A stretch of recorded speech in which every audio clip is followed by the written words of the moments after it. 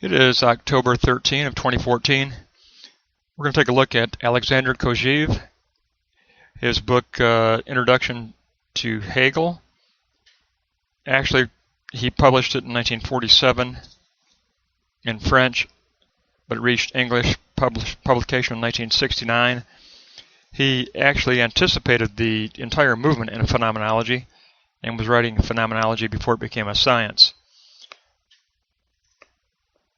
If we look at Kojève, we have to understand that he reads Hegel by taking Hegel at his word and saying that Hegel says he's writing a phenomenology. We're going to interpret the entire phenomenology as phenomenology, not as metaphysics, not as ontology, but 100% as phenomenology. And for Kojève, he thinks the best generic concept of interpretation for Hegel's philosophy is the master-slave parable that Hegel writes. And he uses the master-slave parable as the interpretive tool for the entire phenomenology. And what you have to understand is that the master-slave relationship is not to be understood as a concept within the idea of community, but the master-slave dialogue is a concept to be understood within the context of psychology. If we understand it within the context of psychology, then we understand it within the context of phenomenology. And so Kojève wants to take a look at Hegel's progression through his system entirely within the domain of the development of self-consciousness. How does self-consciousness develop? And how do we interpret that development of self-consciousness through the parable of the master and the slave? By employing the parable of the master and the slave, we get a better understanding of Hegel and his entire system, because we will be forced to interpret it in a phenomenology rather than an ontology. And Kojève is an organizer, which I like. He says that there are basically 4 premises to the Hegelian system that need to be understood from a phenomenological point of view and from the point of view of the parable of the master and the slave. And those are: number 1, Hegel begins with the assimilating I, where the self feels interrogated by speech.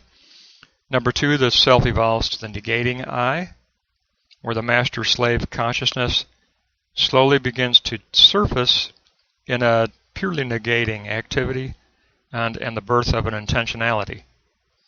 And then number 3, the historical I, where the master-slave consciousness first emerges in the dialogue of a group of individuals with their own individual desires, as containing the possibility of difference emerging between self-conscious individuals through the filter of the master-slave parable. So difference begins to emerge in the realm of dialogue between other self-conscious selves. And then that takes you to 4, the master I, which, by the way, the master I corresponds with Hegel's realm of developing the notion of the true. The master I equals Hegel's realm of the construction of the notion of the true. That's the 4th premise that Kojève wants to present, the emergence of the true master I.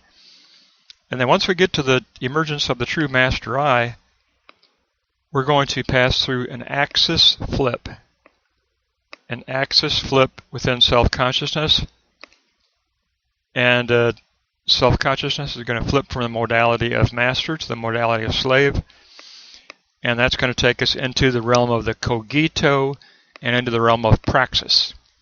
We will leave the realm of psyche and we will transition to the realm of cogito and the realm of praxis. So it's a very organized presentation by Kojève. It is very much in tune with Hegel's entire system. It is all filtered through the parable of the master and the slave. But the master and the slave parable takes place within a singular self-conscious individual, you and I. Within our own individual self-consciousness, we have an internal dialogue constantly taking place between the master and the slave. Through phenomenology, we can analyze this internal dialectic that is taking place within ourselves, within our self-consciousness, and we can begin to understand how that consciousness evolves and becomes a true self-consciousness of the absolute idea in Hegel's system. Kojève begins with sensate being, and he states right up front he is going to define 4 premises of the I, and he begins with that assimilating I. He says that this is where the birth of the desire of beginning takes place, where we begin to see the self as I. Desire disquiets the self and draws it into action. There's an intention to a transformation of the object takes place. This desire is kind of a negating action, and it is a negation of the form of the given through 3 steps. There's a destruction of the form, a transformation of the given object, and then a reassimilation of the object into the self. There's a negating action of desire, a negation of the form. Then there's the transformation of the object, of the given, and then a returning reassimilation of the object into the self. That's what happens when action is instigated, because the self feels interrogated to move on to action rather than just passive sensate experience. But Kojève says that desire at the elementary level is simply desire for preservation. We're concerned about preserving the self. Our transformation of reality is all a transformation for ourselves. It's all primarily ego-based for preservation. We are making the world our world through our own internal percepts. It's at the level of psyche, so it's not concepts, it's not cogito, it's percepts. So Kojève tells us that we get involved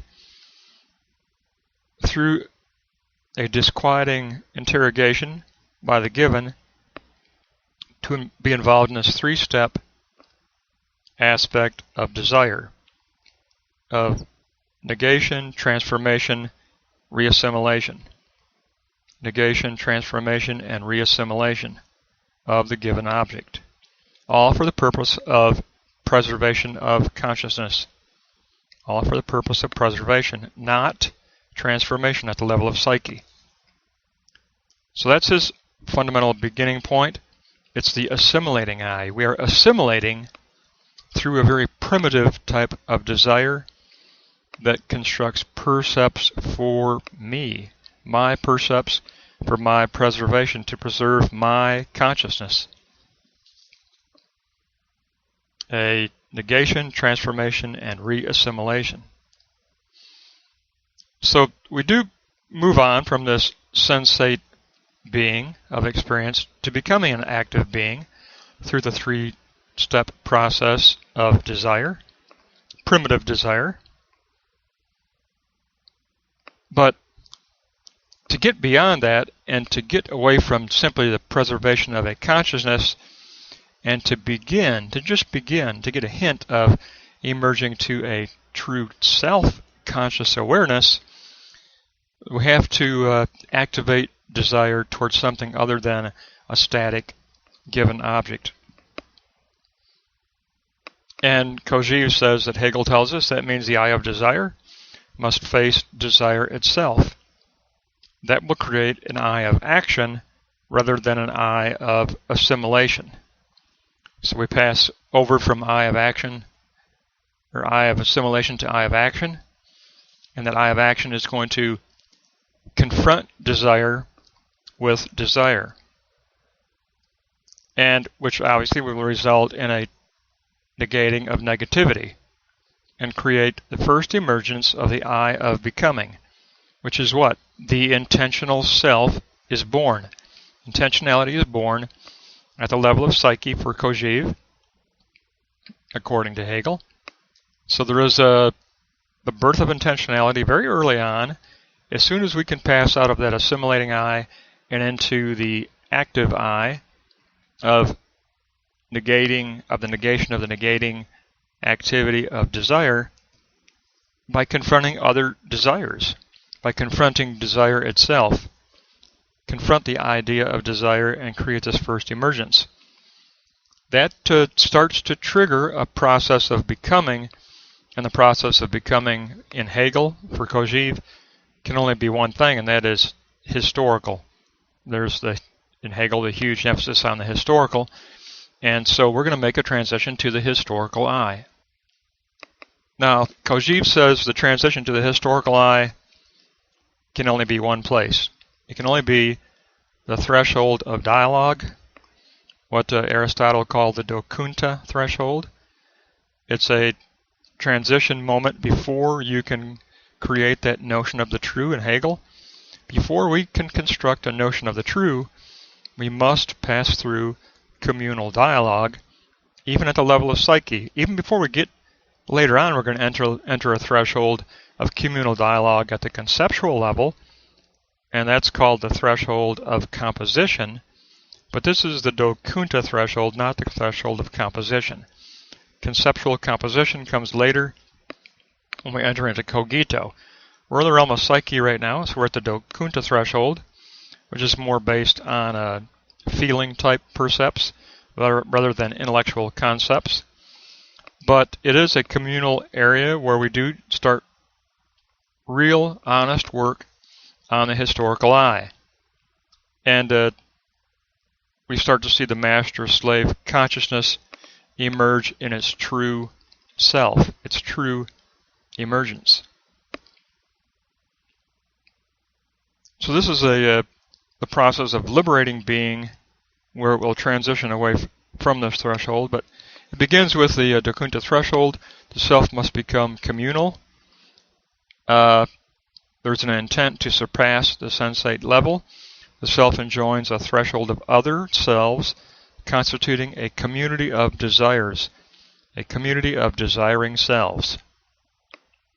And this begins what Kojève calls anthropogenetic desire is born here, the birth of the true existential self. Anthropogenetic desire is born here at the dokunta threshold.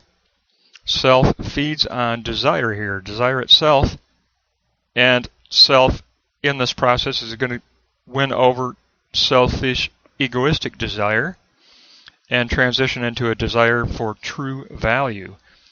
The desire for value emerges in this new realm of anthropogenetic desire and communal dialogue. So we enter into rather than a desire for preservation, a desire for existential value. So we enter into this new realm of a desire for value to work on that anthropogenetic self, existential self we want to construct. This liberates being.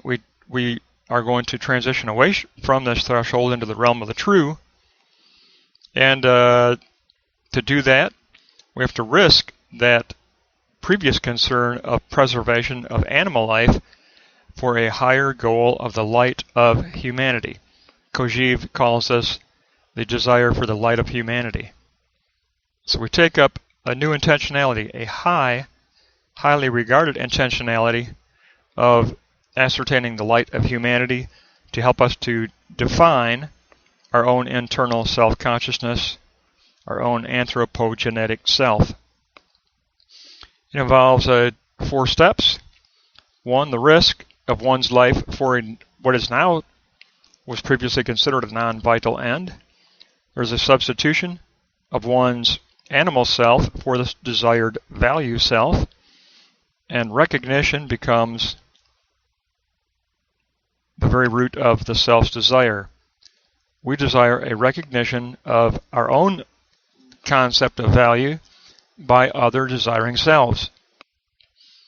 So Kojève tells us that it is here at the Dekunta threshold that Hegel's ethics of recognition initially emerges. The ethics of recognition initially emerges at the Dekunta threshold within the realm of the anthropogenetic self, which constitutes the historical I.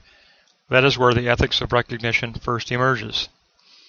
So we go through risk, substitute, recognition, and then finally number 4, reciprocity.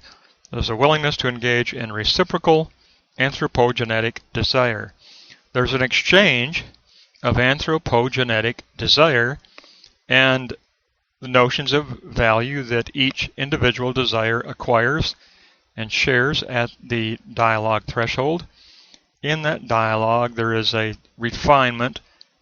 The threshold becomes a refinery of purging the dross that can be skimmed off so that in Hegel's words, the more noble values can surface and be purified. The noble values become purified through this dialogue, and the anthropogenetic self begins to emerge with anthropogenetic proto-concepts. They aren't true concepts yet. We haven't truly entered the cogito yet, but it is at the transition point. They're kind of a proto-conceptual transition out of the percepts. And so this takes us to that 4th moment of the master, where the true master I dominates. We've been involved in a dialogue where you actually had to temporarily, in dialogue, you sometimes have to suspend the egoistic I in favor of allowing someone else to dominate as the master I. So it's a give and take in dialogue, where the master-slave relationship, the master-slave consciousness begins to truly emerge. But eventually, the master I will dominate, and there will be even within the own individual self-consciousness, where the self will truly begin to form the more noble, true concepts that can emerge out of this dialogue. A primitive lexical content, even though it might lack a syntax of relation, a primitive lexical content begins to emerge of noble notions, and we enter the realm of the notion of the true, which is for Kojève the realm of the master I. The master I dominates here, and the slave I exists in its latency, trembling under the terror of the master I. Because the master I reveals what? The noble notions, which reveals to the self an existential reality of non-correspondence. The self does not correspond to the nobility of the pure emerging concepts. There is a feeling of terror in non-conformity and non-correspondence. So the slave self-consciousness exists in a latency trembling under the master self-consciousness of the self and its more noble notions of the true. So now there must be a desire to reach a doubling of self-consciousness within the self. The internal dialectic of master and slave ensues. First, there's a simple undivided being. Self must find the possible idea of itself by forming the abstract notion of being for itself. In the abstract sense, it's not realized. We do form an abstract notion of the true, or an abstract notion of being for itself. Kojève says it's a notion of being for itself. There's a general attitude of absolute value for the self. This notion of the true, as a notion of being for itself, stands as an absolute over against the finitude of the self. So the self is in need of specific conceptual content for this abstract notion. The abstract notion is merely illusion at this moment, illusory. and it only exists as a first positing to the otherness of transcendence. It has not gone out of itself into the world as yet. So it is a first positing of the notion, which is kind of a first positing of an absolute universality, a first positing of an absolute value of the notion of being for itself. But it is stuck. This is what Kojève says is the fate of the Master I, is that the Master I gets stuck in suspension. The Master I does possess the noble lexical content. The Master I does possess the abstract notion of the true and the abstract notion of the universality of value that emerged out of dialogue. But this Master I is stuck in a suspension of not having realized any specific content whatsoever, and especially for Kojève, the Master I has realized no recognition by another self. The ethics of recognition that begin to emerge at dialogue is not answered in the realm of the notion of the true. It's suspended there. We are into a realm of suspension. So somehow this Master I has to overcome the being that exists outside of the self. There must be an overcoming in order to reconcile this notion of the true that is possessed by the consciousness of the Master I, and that leads to the second area of discussion under the notion of the true, and that's where Kojève says that Hegel proposes that we need to negate the natural but preserve the essential. We need to transition. The self wants to transition where it can negate that natural non-correspondence, but in the same action preserve the essentiality of the notion of the being for itself. So the notion of the true, the essential universality of its truth, must be preserved through any negating activity. So we have a true emergence of the master-slave conflict. We've got the Master I that is in need of a going out of itself. It is a Master I that exists in a true suspended tension. So the master of being for itself enjoins with the slave of given being in order to move on. The Master I has to posit between itself and the external world the slave I that can go out of the self into actuality. So the slave I becomes the mediator. The Master I must have a mediator between itself and the actual world that is a non-corresponding actual world, the non-corresponding realm of finitude. There must be a mediator that exists between the Master I of this absolute value, which is suspended, frozen, and static.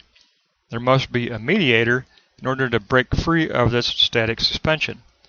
Now, Kojève says that the master's desire for the essential is directed toward that which must be transformed by the slave. The master interjects the slave between itself and the world of things, and out of this shared work, the essential activity arrives. The notion of the true becomes the posited notion of the true. We end up with an intent, an intentionality of positing the notion of the true into actuality. That's a big step for the Master I because it leads us to the axis, and the axis point is Kojève's essential truth to his analysis of Hegel. So understand this point if you understand nothing else. The axis threshold in Kojève's analysis is the axis flip, which takes place where the slave I emerges as priority over the Master I, and the Master I now takes up the place of latency.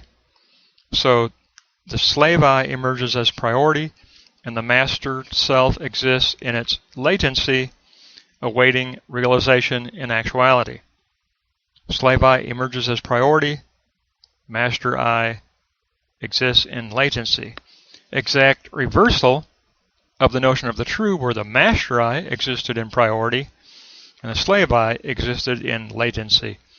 You've got the axis threshold flip that takes place, and now we have the activation of the slave I.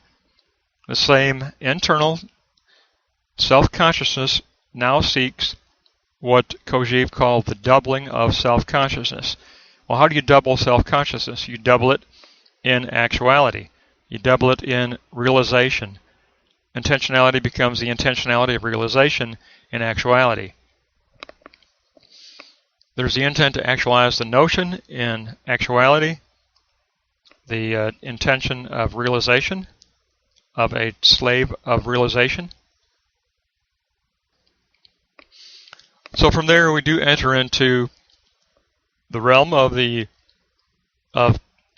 cogito/praxis, because we're dealing with trying to ascertain conceptual content for the abstract notion, but it's the work of the slave self that is doing this, and the slave self is the self that gets involved in praxis, action and reflection in the actual historical situation. So we've got the slave I of praxis and the work of realization in actuality, of realizing the notion of the true and gaining true conceptual specific content to fill the abstract notion. So it's a combination of two. It's the cogito plus the slave. The cogito plus the slave. And the slave has a series of stages. Kojève says that the slave passes through. The slave began as terrorized, as being dependent on the ideal of the master self. Then the slave emerged as the slave of project, taking up the ideal of work to reach realization. The slave became the slave of sublation, where work for another is for another, and the egoistic instinct is sublated. Then the slave of idea emerged, where the repression of the instincts of the ego allows for the transition to the slave I's relation to the idea of the true notion. So we have the slave as idea.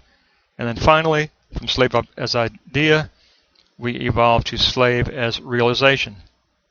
And that's where the slave, through working the idea into actuality, in every return progressively reaches the same understanding as the master self. The slave self reaches the same understanding as the master self through the work of dialectical realization. Dialectical realization of the idea in actuality creates a corresponding understanding between slave I and master I, or that doubling of self-consciousness, or existential identity. Existential identity. So, having said that, we can put together a 3-point definition of logos for Kojève. And I want to give that to you now. The 3 moments are going to be terror, service, and permanence. And the subtitles will be master self, slave self, and identity. Terror, service, and permanence. Master self, slave self, and identity. That is the concept of logos for Kojève. Terror, service, permanence, master self, slave self, identity. The master self, the ideal master self, notion of the true, which is unrealized in actuality. It implicates the slave self with a terror of non-correspondence. This lack is in need of objective support from the slave on the part of the master, from the master's point of view. So the master self can only take up a stance of absolute negation, and it needs the work of the slave. So forced work is born here. The master self wants to impose the idea of work on the slave to get the slave to go out into actuality. Now, the second moment of service is the slave self. the particularity of being for itself. The work of the slave I takes place as the posited project. The self actually becomes the incarnated spirit. This is the realm of incarnated spirit for Kojève. It's the work of service for another or of another. Sublation is taken up as a necessary phase where the egoistic instincts are sublated. Work is twofold. It transforms objectivity and it educates humanity. Transforms objectivity and educates humanity. That leads to the third moment of permanence, where the doubling of self-consciousness takes place and being for itself arrives. The slave self emerged to sublate the instinct to negate temporarily, that was in that suspension mode, and initiated a true process of negation, preservation, and transformation. And therefore, self reaches a new contemplation of given being as that which is truly beyond the given being, as a true transcendental being. So there is an identity within the transcendental moment, an identity of a realization and true permanence of that anthropogenetic self of a doubled self-consciousness. So logos is terror, service, and impermanence, or master self, slave self, and identity self. And that leads to the final realm for Kojève and for Hegel. And we will wrap things up here. The final stage is going to be the absolute idea, and that's where the slave exists as slave as realization. And Kojève says that in Hegel, that means that the slave of realization passed through three stages: Stoicism, skepticism, and the Christian ideology. Stoicism was that suspension stage of just absolute negation. Skepticism is where the self realized that that's not going to work. It results in nihilism and suicide, and therefore the decision to sublate the egoistic negating activity takes place, and then the true transformation takes place in the Christian ideology for Hegel and in Kojève's analysis. There's the imagining of the world beyond. There's freedom through participation in this beyond world. The slave self eventually is able to confront the master self and identity through this realization, and it is only because the slave self becomes enslaved to the divine master. So by becoming enslaved to the divine master, the self turns back on itself and confronts the master self in a doubling of self-consciousness and a true anthropogenetic new birth, a new true anthropogenetic new birth of self-consciousness. That creates the possibility for the state. The state simply can be equated with ideal community for Kojève, and it begins in the same three stages that correspond to Stoicism, skepticism, and Christian ideology. The goal is to eventually evolve to the Christian community and the Christian state, and that will be a progressive realization, and that's why this loop must continue to run again, and again. There will be a continual return